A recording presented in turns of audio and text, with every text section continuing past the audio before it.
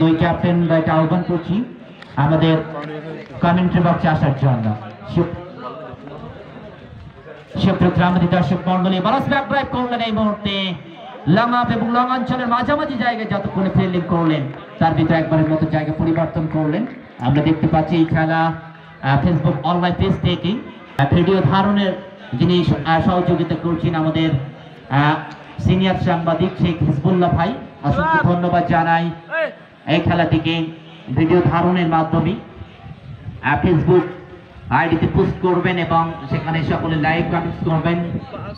অসংখ্য ধন্যবাদ জ্ঞাপন করি। এছাড়াও আমাদের প্রভাষক শেখ আশিকুর রহমান তার দক্ষিণ বাংলা ফেসবুক পেজ থেকেও এই খেলার ভিডিও ধারণ চলছে।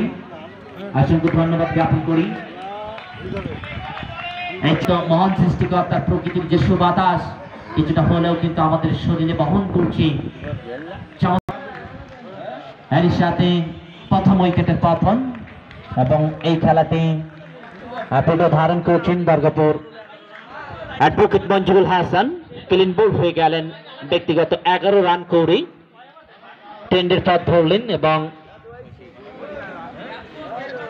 বলার ওই মুরাদ হোসেন সফলতার মুখ দেখেছেন এবং এই খেলাতে ভিডিও ধারণ করে পরবর্তীতে দুর্গাপুর প্রতিদিন পেজ এবং দুর্গাপুর প্রতিদিন ইউটিউব চ্যানেলে এটি সম্প্রচার করা হবে।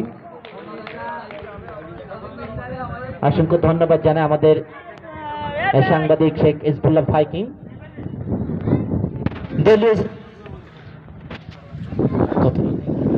60 রানের মাথায় প্রথম উইকেটের পতন। চমৎকার একটা উদ্বোধনীয় পার্টনারশিপ কিন্তু দেখতে পেয়েছিলাম অ্যাডভোকেট মঞ্জুরুল হাসান এবং সনির মধ্যে। সেই পার্টনারশিপ ওখানে মুরাদ হোসেন তিনি কিন্তু প্রথম ওভারে এসে সফলতার মুখ দেখেছেন। নবাগত ব্যাটার এই মুহূর্তে রইস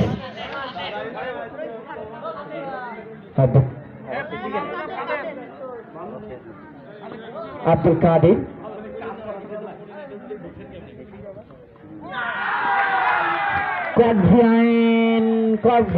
এবং চমৎকার একটা আব্দুল কাদের অফ স্টাম্পের বাইরে রাইজিং ডেলিভারি দিয়েছিলেন এক্ষেত্রে রইস আহমেদ।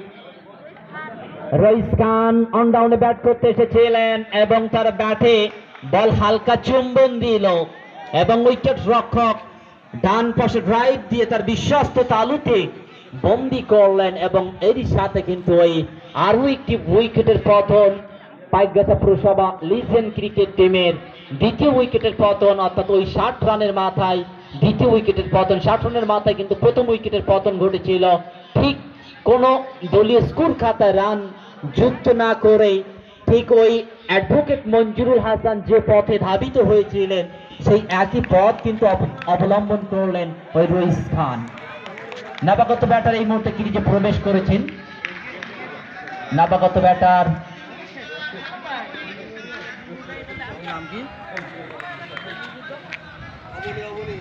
আবনি, নবাগত ব্যাটার বল গ্লাস করেছেন, চমৎকার ভাবে একটি গ্লাস করেছিলেন ডিপ ফাইন লেগ অঞ্চলে। যতক্ষণে ফিল্ডিং হয়ে গেল তার ভিতরে ব্যাটসম্যানরা একবারের মতো জায়গা পরিবর্তন করলেন, বাড়ল আর একটি রান এবং এই রানের সুবাদে দলীয় স্কোর খাতা বেড়ে দাঁড়ালো 61।